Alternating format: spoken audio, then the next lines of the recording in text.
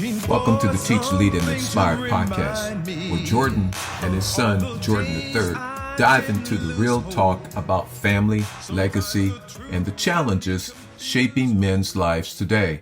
From personal reflections on the changing climate, both in the world and in society, and to candid discussions between father and son, they explore how values, resilience, and international or intentional living can shape the future for generations to come. This episode isn't just about looking back, it's about building forward. With humor, honesty, and a few surprising tangents, the conversation lays the foundation for what it means to create a lasting legacy in health, wealth, and relationships. In this episode, Jordan shares with his son the results of a lifeline screening examination. Father openly shares his health history with his son. Welcome to the experience. So, guess it was good. Well, you mentioned, so you got up or started reorganizing your stuff. Mm-hmm. Yeah. So guess what I did this morning when I got up? Reorganize your stuff. I started reorganizing. I walked into my office and I said, all right, this shit's got out of hand. So, and my wife don't even come in. So when I'm gone, first thing she'll do is she close my office door because I just got stuff all over the place and everything else. Right. In that office. Okay, well, you might as well come in. You're gonna get on the podcast then. Can he see me? Let's see. Not quite. Not yet. No, She's probably not pulling a yet. Misty and I think standing probably just off to because the of the side. background and stuff that we got. Just saying, I hope I should lock him in this office is what I should do. Come on, let's go. So she gonna locks me in. Okay. All right, lock the door for me. Lock me in. Okay. Shoot. Yeah. That's what I just had to do. Yeah, so yeah, that's kind of funny. I just realized it does that because it's on the background, so you can't see it. Okay, so but that was the main reason I did it. So you couldn't see the mess that was back behind me in my office. So it did that. So anyway, I got up, I didn't have was that, and I had papers and stuff that was every time I'm going on online or going on a course or watching a video, something I want to take, I'm always taking out a piece of paper and writing down notes as I'm watching. But then I'll keep it because I said, okay, I'll come back to those notes. You know what happened? Now I'm gonna go back to those notes. The notes just keep stacking up. So I had stacks of paper over here from notes that I had taken some throughout the whole year. Mm-hmm. And so as I went through it, I wound up, just getting rid of it, carting it out. And then I'm decided that I was going to reorganize it. So I have a bed in here now. So that sometimes when I want to take a nap or sometimes I'm not sleeping right, uh, having a nightmare or something like that, then I have a bed and stuff. But I haven't had to use it since I've been using that Mellow Out and the Luminex and their little time release sleeping pill. It's really calmed down my episodes at night because things were getting really bad as far as with the PTSD, and I had actually ignored it, but a lot of the things that that came out of it was really now afterwards. Two things I realized since the last time we spoke. So when I did my Lifeline thing, the Lifeline had my score of my cholesterol that was in normal range. It was higher than what I had previously when I was still on the statin, Mm-hmm. but it was still all normal. There were improvements in my HDL, my good cholesterol, my triglycerides. There was some movements and stuff on that that was good. Uh, but one of them are probably skewed a little bit, the overall cholesterol, is because I didn't fast when they did the blood test. A matter of fact, we Right. both had breakfast in the morning. So it's still encouraging because I see that without the statin, my cholesterol was still lower, still low and still in normal range. So that was a very positive thing on it. But anyway, afterwards, I started noticing some other things And one of the things was the way we found my prostate cancer was that, remember I had mentioned I started getting numbness in my thighs, Hmm. my left knee, and it was the both. Matter of fact, it was actually one to be in both. Uh, that was between my knee and my upper thigh, and I was getting numb, and that's why we went in to get the MRI with contrast to try to find out what that was, and that's when they found the lesion. Well, now that I'm off the statin, it turns out then I was up here reading and researching side effects of it. Hmm. And it turns out one of the side effects of the statin is numbness in your hands and your feet or other parts of your body. Mm. Uh, so I go back. I mean, when I read that, I'm saying, holy shit. But the reason I was saying holy shit because the numbness has started to go away in my knees, in my legs, where I don't feel that numbness anymore. That's why I started going back to see, well, wait a minute, was this a side effect?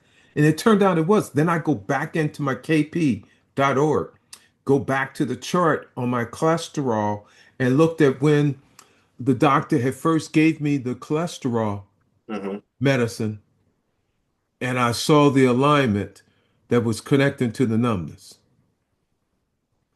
But the only bad, well, not really the bad part about it. So if it wasn't for the fact that giving me the cholesterol medicine that had a side effect that gave me the numbness in my legs, I would never have probably found Right. that that prostate cancer. Even though my numbers had been erratic and abnormal for way too long, and we didn't find it. Uh, so I guess it's always positive and negatives of anything and stuff that we run ourselves into, to get into. So that was the positive thing on that. So I did, since the last time we spoke, I did get my results from Lifeline. What I'm going to do, I want to share that as to what that is because um, sometimes you think about how much money you're spending. Are you really getting your money's worth about Hmm. things? Okay. I've gotten more than my money's worth. So it was like $160 for us to do the Lifeline screening, which I'm just actually partying that up under insurance care, up under the business stuff. It's $160. So was it worth it? Let me go ahead and show you exactly what they gave here. Let's see here. See if I can get back in here. And don't want to do that. Let's see here. Okay. So what happens is you can see my screen, right? Hmm. Okay, so once you go down there and you get your screening and everything else, originally they gave me a little sheet that virtually just had the I mentioned about the blood test. They were able to do a complete lipid panel and gave me the results of my cholesterol within a minute that I'd never heard before, that I got that. Right. And then he gave me a pamphlet, and this pamphlet actually explained briefly about each one of the tests, which is different than when I go to my doctor says you need to get blood work. I just go get my blood work. The results come back. I see the results, but nothing, even on my KP website, does it tell me what that test is. Okay, it tells me what's normal or not normal. It does, but it doesn't explain what it is. So that was the first thing I Right. did, like when I went down there and did that, and I'll go ahead and make sure that I'll be able to show that on the screen so people can see that. Um, so I did that. So that was the first thing I did, like so that was phase one. When I left with something. The next thing is the results of everything that they did, and we added a couple more things because Carolyn wanted to know about osteoporosis because that was something that was had run in the family history. And so we both had that done. And I wanted to see everything. And so they do all the tests and then they tell you up to 10 days, they're going to send you your results. And what they do is give you a portal, just like we normally have with a lot of our healthcare providers. And in this portal, it talked about all the reports. So in this case, it said, and so right now, all of my results have come back and everything else. Okay. So, what is the first thing that you notice when you look at that report that you see here? Abnormal aortic aneurysm screening. That's the first thing I see. Right. But I So, also see there's a whole lot more things listed there than what my doctor would normally screen me for. yes, a lot more stuff, okay, that my doctor has not screened on, okay? So, I paid the $159. I think I actually paid 200 because I ordered those other tests that she wanted, like for osteoporosis, to go Hmm. check that out. Um, so that was the first thing. Yeah, these are things that my doctors are not, but also some of this is actually tied in to a report when I went to see my dermatologist, and he mentioned about the plaque in my arteries, and they put Hmm. that as a health condition. But my primary doctor, he put it in the summary, but he didn't say jack to me about Right. it. So that was my whole big thing about shifting on my supplements and everything else. I started doing that because I was concerned. So anyway, so here are the things. The aneurysm, that first test is about an aneurysm, and I wanted to get that done. That's important to me because my mom died from aneurysm. Hmm. So it's actually checking an aneurysm screening about what's going on with your veins and everything else and your chance and risk on that. AFib, we've heard about AFib.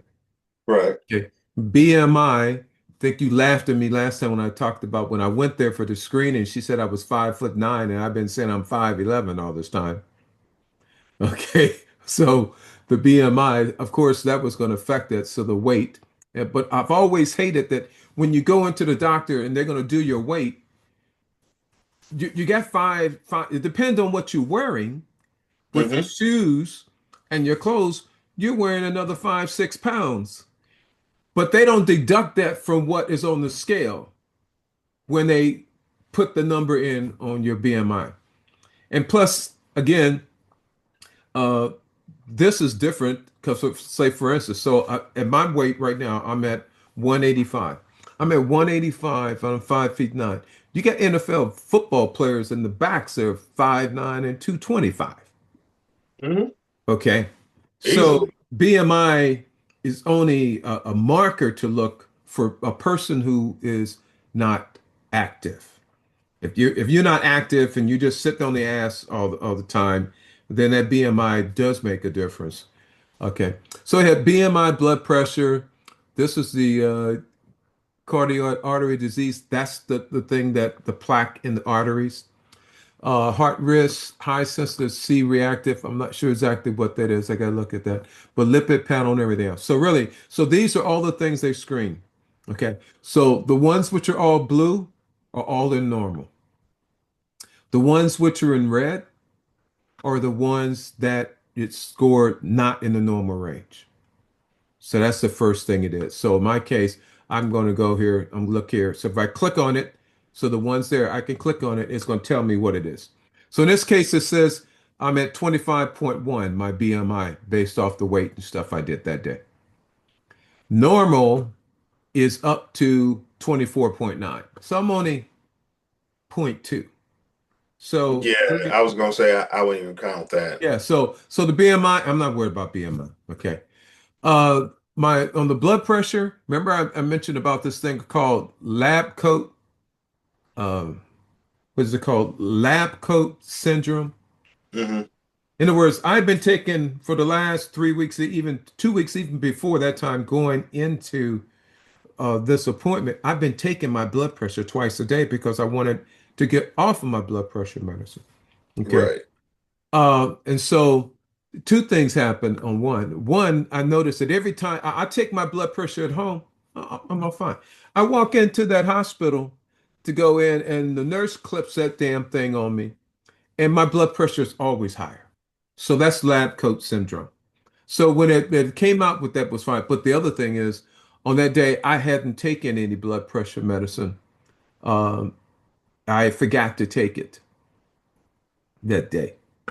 Um, but and that was also our appointment was late in the afternoon.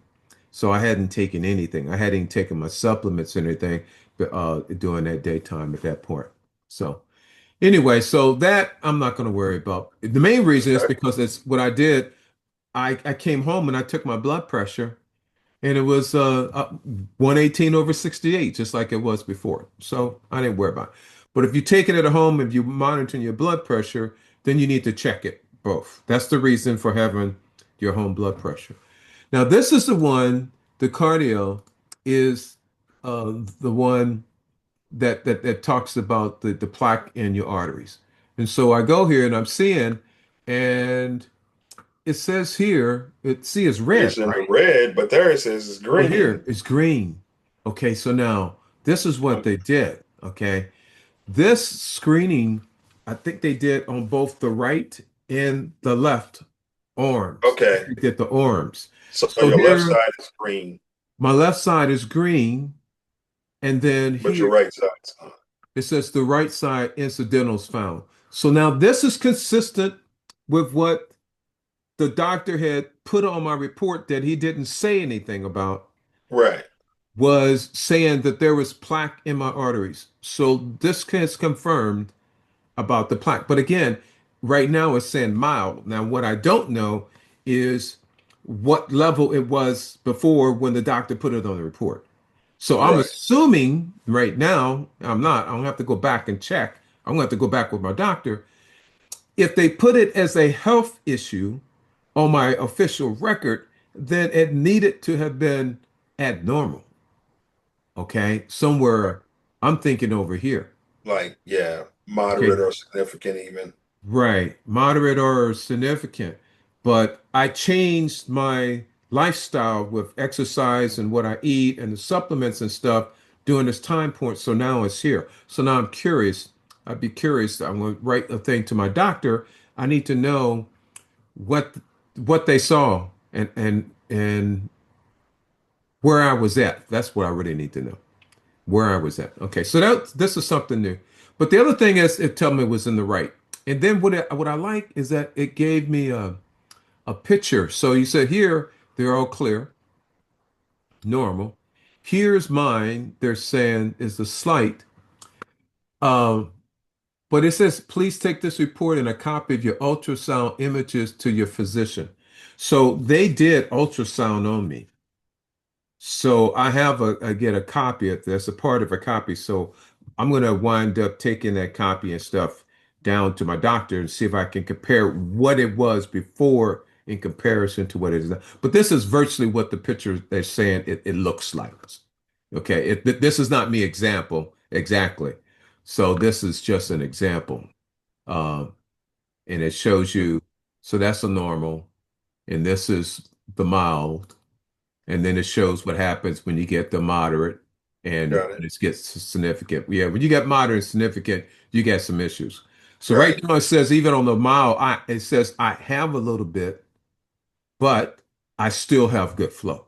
So it's not interrupting anything, and that's the good news. Okay, so Good. that's real good.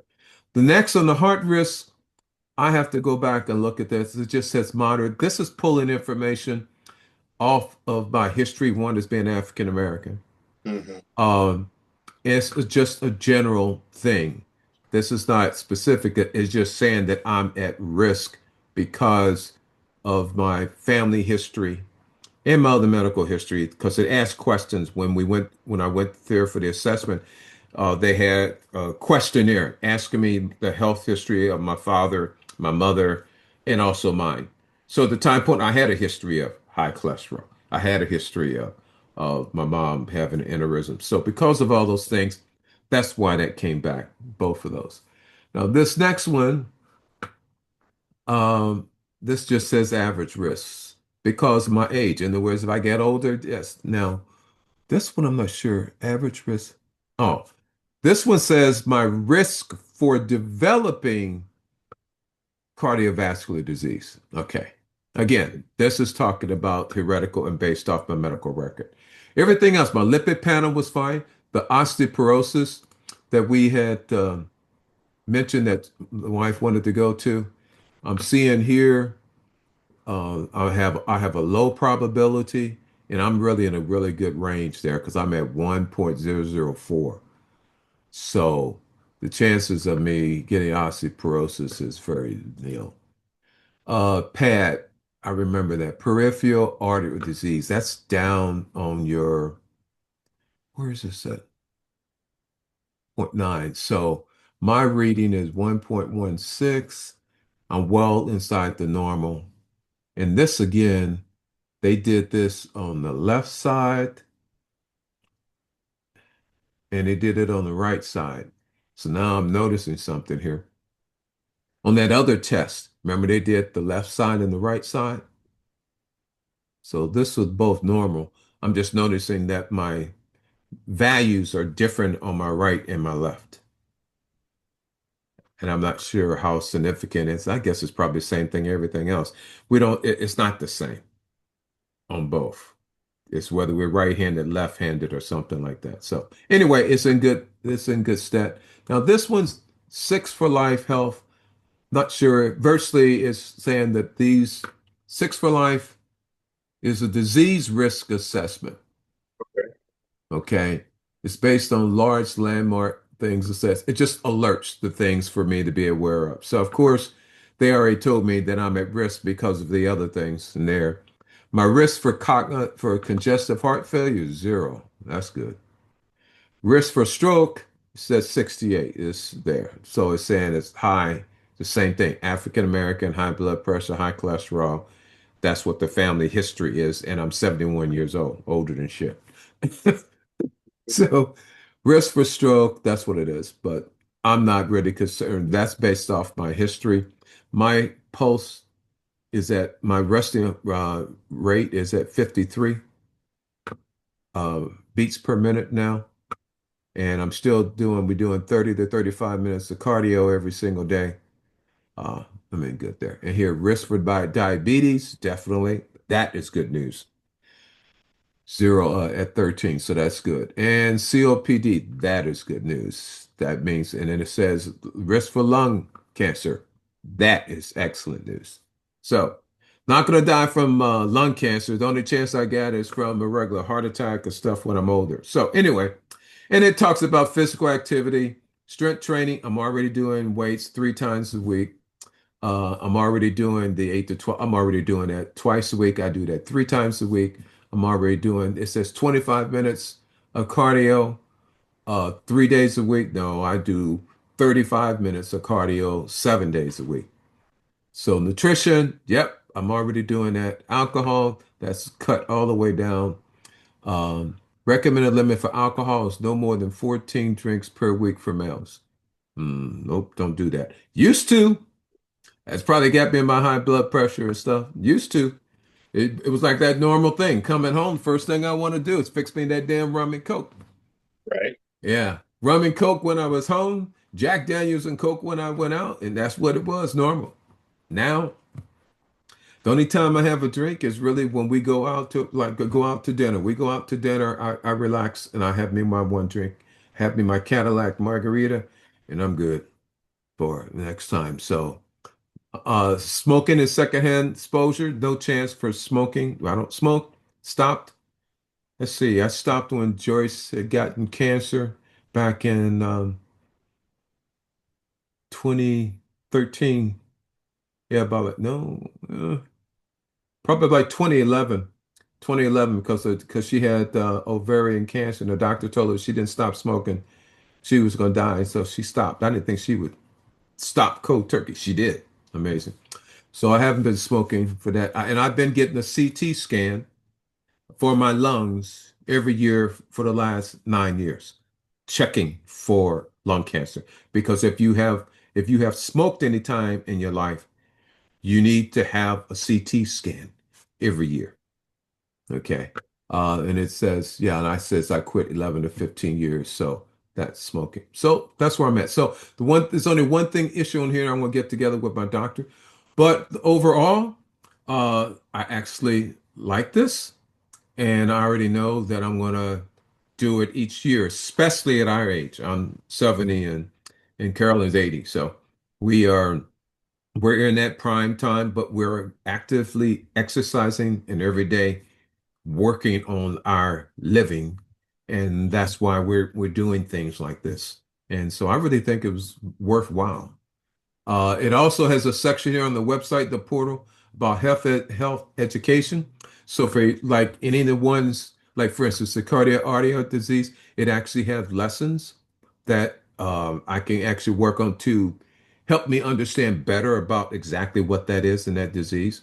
So overall, this is essential as far as I'm concerned for anyone that's elderly or even young. If you got any health issues, I think it's a wise investment. If I was younger, I wouldn't have to do it I don't think I have to do it every year. But like, maybe every couple of years, or Every couple of years or something like like that. that. Yeah, but at least get it done. I think anyone is, you're right, over 30 or so, they need to go ahead and get a screening once to see what's going on and then make adjustments from there.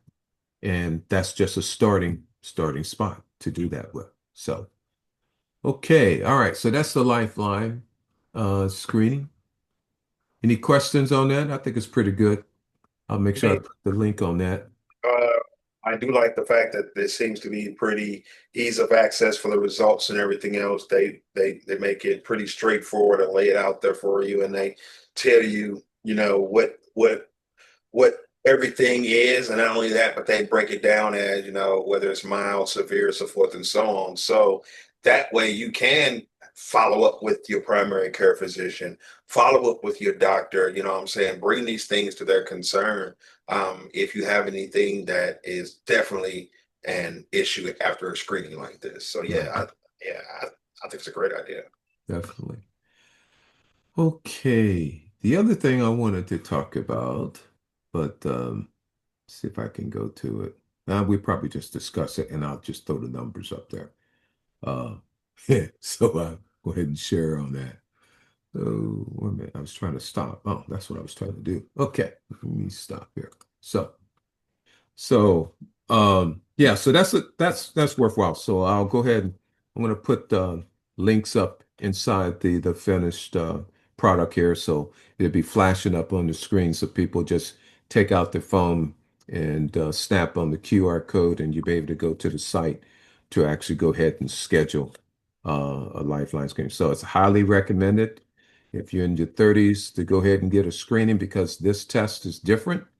You have been watching Teach, Lead, and Expire, the Father-Son podcast. Thank you for listening and looking forward to this episode.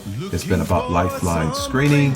You will find the links inside the bio and description. Thank you for watching.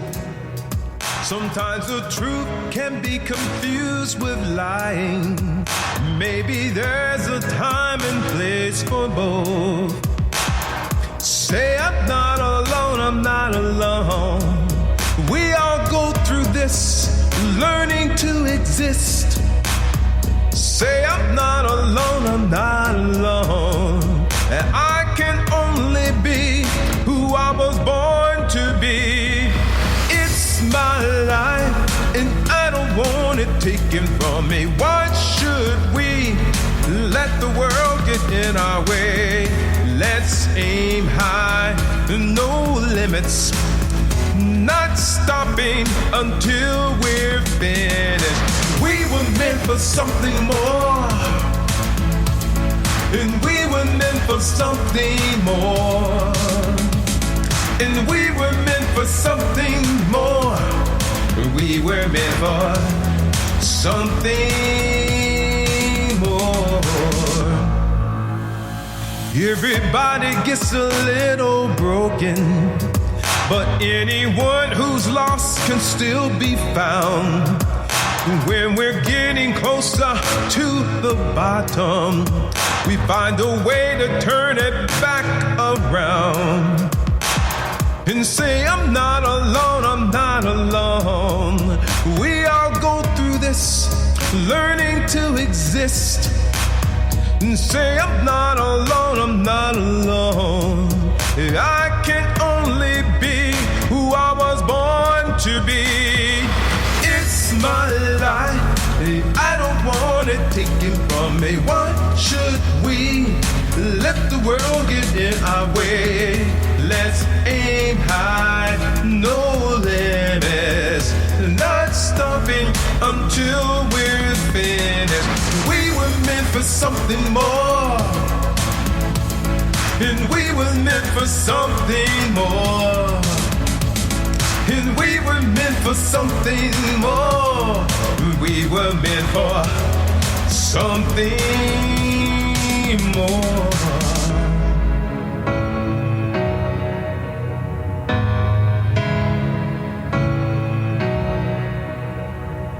And say, I'm not alone, I'm not alone. We all go through this, learning to exist. And say, I'm not alone, I'm not alone. I can only be who I was born to be. It's my life, and I don't want it taken from me. Why should we let the world get in our way? Let's aim high, no limits, not stopping until we're finished. We were meant for something more, and we were meant for something more, and we were meant for something more, and we were meant for something more.